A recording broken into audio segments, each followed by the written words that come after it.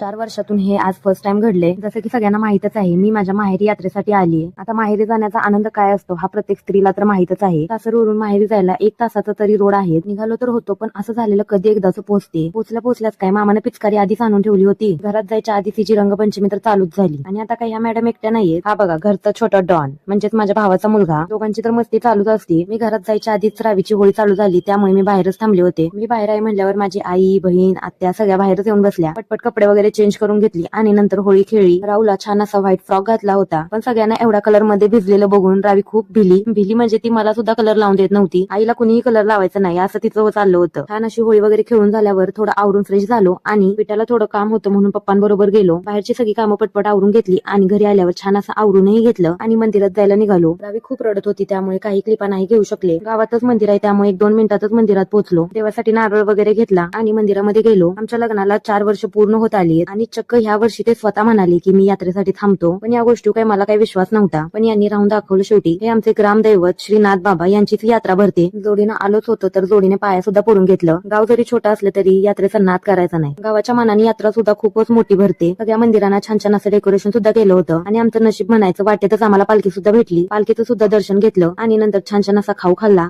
आणि निघालो घरी यायला. चला तर मग भेटू उद्या नेक्स्ट ब्लॉग मध्ये. बाय.